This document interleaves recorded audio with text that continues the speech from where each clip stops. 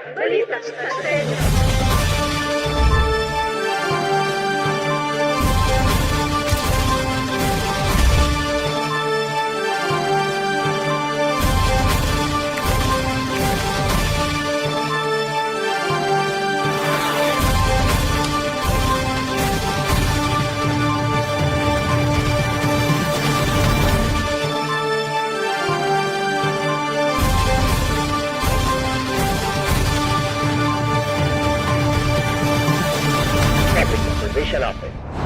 It's the Love Month. Kaya naman ang pagmamahal sa anumang anyo o paraan, ramdam na serbisyo publiko at pagmamalasakit sa bawat pamilyang Sanoseño ang nangingibabaw sa lungsod ng San Jose del Monte na pinangungunahan ng magkatuwang sa serbisyo Mayor Arthur B. Robes at Congresswoman Florida P. Robes. Ganyan tayo sa Rising City. Everybody is in love and happy. Isang araw bago ang araw ng mga puso o Valentine's Day, formal nang binasbasan at binuksan sa publiko ang programa na nakakatulong sa mga San Joseño business owners. Itong heartfelt trade fair ay ipinangalan dahil alam naman natin sa ating puso, ramdam natin ang asenso at progreso dito sa lungsod ng San Jose del Monte. Sa dinami-dami man ng naunang nakasama at sa hinaba-haba man daw ng prosesyon, sa kasalang bayan pa rin ang tuloy. Yan ang love story ni Tatay Obet at Nanay Merlita na 33 taon nang nagsasama. Ang pares na ito ay ilan lamang sa 76 na pares na pinag-isang dibdib sa Kasalang Bayan 2025 kasabay ng pagdiriwang ng Valentine's Day sa amphitheater ng New Government Center, Barangay Dulong Bayan. Nakisaya si Mayor Arthur Robes sa I Love You Lolo, I Love You Lola Valentine's Day celebration ng mga miyembro ng Federasyon ng May Likas na Talentong Nakatatanda. Pinangasiwaan ito ng City Social Welfare and Development Office at ng Office of the Senior Citizens Affairs. Thank you and happy Valentine's, Mayor and Capitol! 6,446 San Joseño teachers ang nakatanggap ng Valentine's gift hatid ng magkatuwang sa serbisyo, Mayor Arthur B. Robes at Congresswoman Florida P. Robes bilang pagdiriwang sa Araw ng Mga Puso. Diwa ng Buwan ng Pag-ibig, isinagawa ang Mental Health Forum para sa mga college student ng Bulacan State University Sarmiento Campus na may temang The Season of Love and its Impact on Mental Health. Dekalidad, abot kaya at matatag na tahanan para sa mga pamilyang Pilipino. Yan ang tema ng selebrasyon ng ika-49 na anibersaryo ng National Housing Authority. Yan din ang pangunahing direktiba ni Mayor Arthur B. Robes sa Housing and Homesite Regulation Office o HHRO. Kaya naman itong February 18 to 19, tuluyan ng giniba ng mga residente ang kani-kanilang tirahan, katuwang ang demolition team ng City Traffic Management Sidewalk Clearing Operations Division upang tuluyang makalipat sa bago nilang mga tahanan. Pinungunahan ng HHRO ang Community-Based Development Management Training Seminar para sa mga opisyal ng iba't ibang Homeowners Association ng lungsod, tinalakay sa programang 2024 Revised Implementing Rules and Regulations of RA 9904 o ang Magna Carta para sa mga homeowners at homeowners association. Mailalim sa capability building activities and workshop, capacitating youth initiatives for social empowerment, leadership and sustainable community development ang mga miyembro ng Sangguniang Kabataan ng District 1 at 2 sa Baguio City. Dito, isa-isang ibinahagi ng mga speakers ang kanilang kaalaman at iba pang impormasyon na makakatulong sa pagsasakatuparan ng mahusay nilang pamamahala. Thank you so much po Mayor Arthur B. Robes and ating Congressista, Congresswoman Florida Robes sa pagsasagawa po ng ganit mga kabuluhan na seminar dito sa Baguio City. Samantala sa Baguio City pa rin nagtipon-tipon din ang halos 600 barangay officials ng The Rising City para sa kanilang training seminar on Building Strong Communities Development Planning. Dito binigyang diin ang mga mahalagang paksa gaya ng pagpaplano at pagsasakatuparan ng mga programa, proyekto at aktibidad ng mga barangay maging ang mga estratehiya upang makapasa sa Seal of Good Local Governance for Barangay. Para matupad yung kanilang mga misyon at bisyon, kailangan pa rin talaga yung higit pang pag-aaral. Umpisa na ng tagisan ng galing sa larangan ng basketball ng iba't ibang kuponan sa lalawigan ng Bulacan sa opening ceremony ng Big 2025 Makata Cup Season 2 kung saan kalahok ang CSJDM Rising Stars. Pinangunahan ng City Health Center 11 sa pamamagitan ni City Health Physician Dr. Dana Rose Catanyag Emeterio, katuwang si Punong Barangay Jerry Aguirre ng Barangay Dulong Bayan, ang bloodletting activity 174 San Joseñong tagumpay na nakapag-donate ng dugo sa isinagawang bloodletting activity.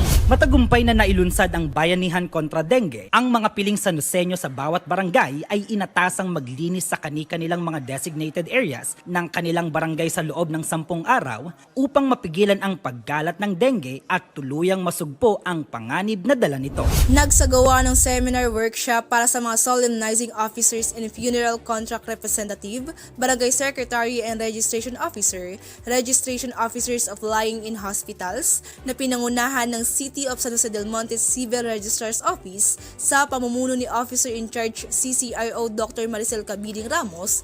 Layunin ng seminar na mabigyang kaalaman at pagsasanay ang mga opisyal na maging responsable sa pagpaparehistro ng mahalagang dokumento tulad ng marriage certificates, birth certificates at death certificate at iba pa. February 13, 2025, isang makasaysayang araw para sa kultura ng mga Sanoseño. Dahil sa pangangasiwa ng City Tourism Office, formal nang binuksan sa publiko ang kauna-unahang historical marker ng lungsod ng San Jose del Monte, Bulacan na matatagpuan sa St. Joseph the Worker Parish. Pinangunahan ni Mayor Arthur B. Robes ang pagpapasinaya ng bagong land bank ATM sa parking area ng New Government Center, Barangay Dulong Bayan. Nagsagawa ng coordination meeting ang City Planning and Development Office o CPDO sa pangunguna ni CPD Coordinator Regina de los Reyes kasama ang City Engineering Office at ang mga kinatawan mula sa DENR Penro ng Bulacan, sumentro ang pagpupulong sa pagpaplano at konstruksyon ng Forest River Park sa lungsod ng San Jose del Monte kung saan siniguro na masusunod ang itinakdang project timeline. Isinagawa rin ang site ocular inspection sa Barangay Minuyan proper na pagtatayuan ng naturang proyekto. Bilang paghahanda sa itatayong sentrong pangkultura ng San Jose del Monte, Bulacan,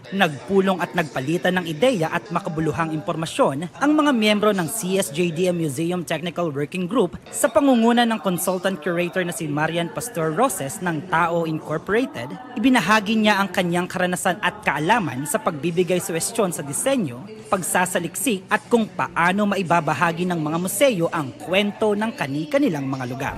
Isinagawa ng Council of Personnel Officers o CPO Bulacan Chapter ang kanilang buwanang pagpupulong sa lungsod ng San Jose del Monte kasama si Civil Service Commission Field Office Bulacan Director 2 Dulce Cochon. Dito ay nagtipon-tipon ng mga human resource officers ng iba't ibang bayan, munisipyo at lungsod sa lalawigan ng Bulacan kasama si City Human Resource Management Officer Wilma Abela. So may mga updates kami and different trainings to be conducted sa CSC. Nagsagawa ng orientation on labor and other cooperative-related laws ang City Cooperative Development Office para sa 33 kooperatiba sa lungsod ng San Jose del Monte. Layunin nito na mabigyan ng sapat na kaalaman at pagsasanay ang mga kooperatiba upang matulungan sila na maisakatuparan ang kanilang mga tungkulin.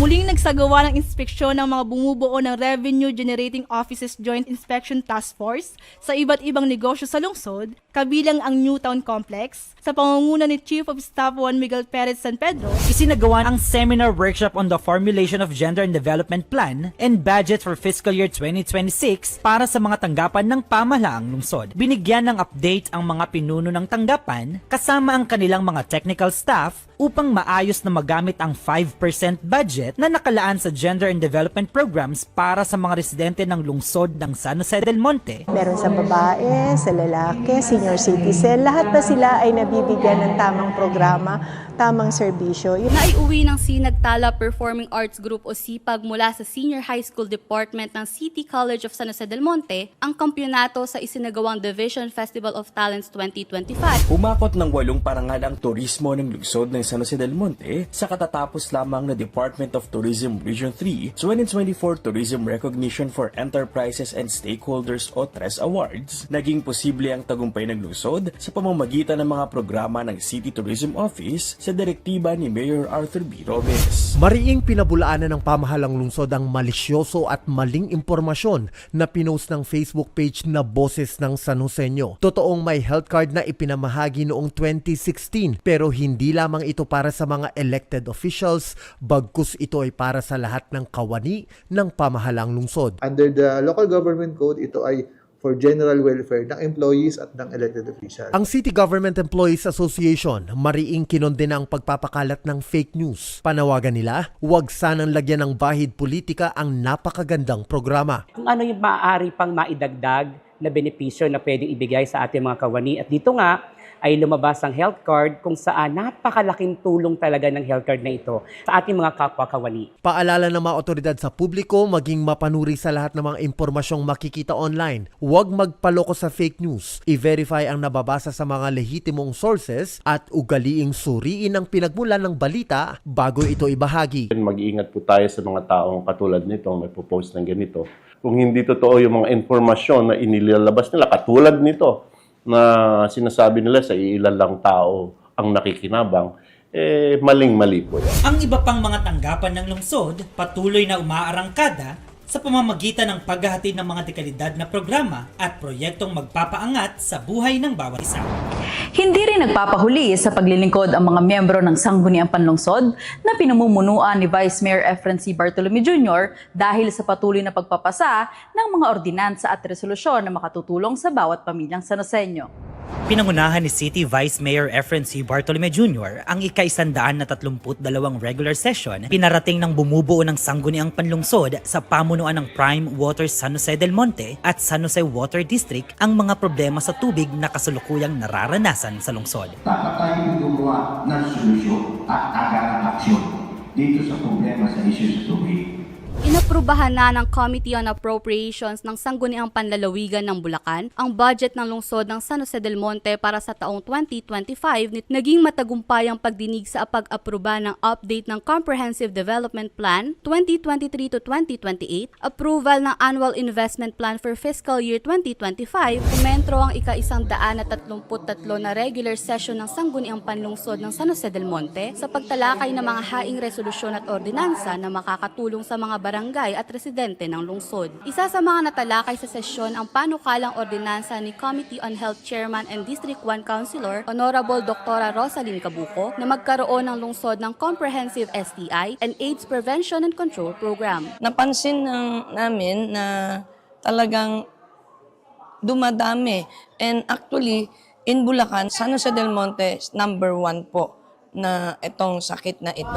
Katuwang si District 1 City Councilor Dr. Rosalyn Cabuco, patuloy na nakatatanggap ng libreng check-up at opera sa mata ang mga Sanoseñong may katarata na isinasagawa sa Dr. Cabuco Hospital.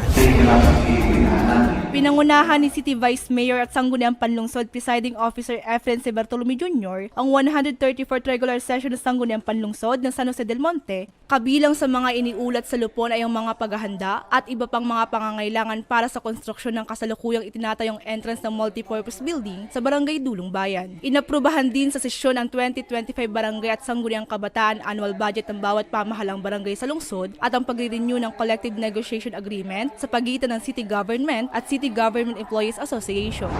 Ang serbisyo mula sa puso na naghahatid ng pag-asa, ramdam din ng bawat barangay at kanilang mga nasasakupan. Lahat may kontribusyon. Lahat ginagampanan ang misyon. Sa mga taga San Jose del Monte, Bulacan.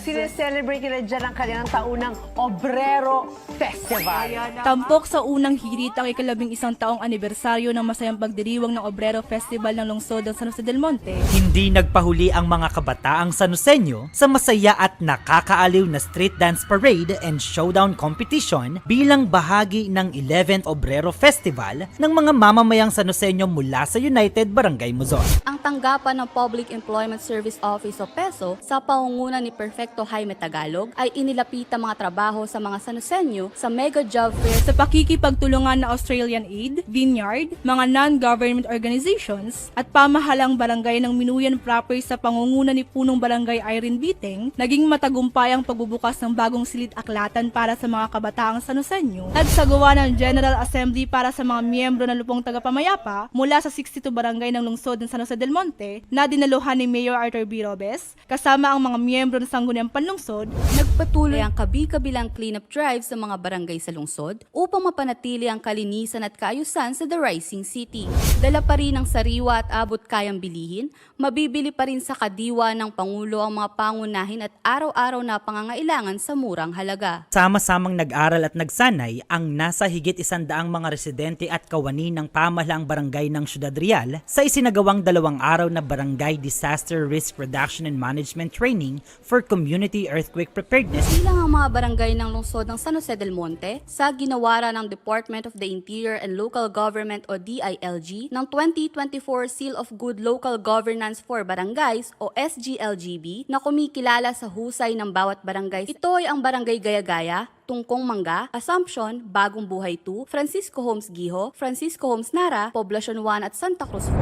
Bawat programa na naibababa mula sa pamahalaang nasyonal sa pamamagitan ng tanggapan ni Congresswoman Florida P. Robes, ipinagpapasalamat ng mga Sanoseños. Kaya naman ang suporta natin sa kasalukuyang administrasyon ni Pangulong Ferdinand Marcos Jr., sinuklian natin ng mainit na pagsalubong at syempre ng pagmamahal. Yan ang alagang Ate Rida, alagang may sinseridad. Muling bumisita sa lungsod ang Malaysian Ambassador to the Philippines, His Excellency Dato Abdul Malik Melvin Castilino bin Anthony, kasama si Malaysian Chamber of Commerce and Industry o MCCI President Hans Hau Hui para sa isang outreach program kasabay ng alagang Ate Rida, Ramdam na Kalusugan, Medical and Dental Mission, hatid ng Congressional District Office ni Congresswoman Florida P. Robes. Pinasarap ni Congresswoman Florida P. Robes ang tanghalian ng mga residente ng Barangay Gaya-Gaya sa pamamagitan ng kanyang pagluluto ng afritada sa ilalim ng programang Kusina ni Ate Rida. Maliban sa pagluluto, naghandog din siya ng Valentine's gift para sa mga senior citizens. Formal na rin pinasinayaan ng panibagong proyektong pang-infrastruktura, hatid ng magkatuwang sa serbisyo Congresswoman Florida P. Robes at Mayor Arthur B. Robes na bagong multi-purpose building sa Heroesville 1, Barangay Gaya-Gaya. Sa inisyatibo ni Congresswoman Florida Robes, pinangunahan ng City Health Office ang pagsasagawa ng libreng HPV vaccination sa mga kababaihang Sanoseño edad 9 to 45 years old sa SM San Jose del Monte. Kaugnay nito, nagsagawa rin ng HPV vaccination sa mga babaeng kawani ng pamahalaang lungsod sa New Government Center. Dinala sa Barangay Poblacion 1 ang programa ni Congresswoman Florida P. Robes na alagang Ate Rida, Ramdam na Kalusugan, Medical and Dental Mission, katuwang ang City Health Office at Ospital ng Lungsod ng San Jose del Monte. Sabay-sabay natin, huwag kayo wayang bandila ng Pilipinas! Ngunit kahit may sama-saling limang, kailan away ang mapupulbukan. Ayaw ay isa sa puso't diwa.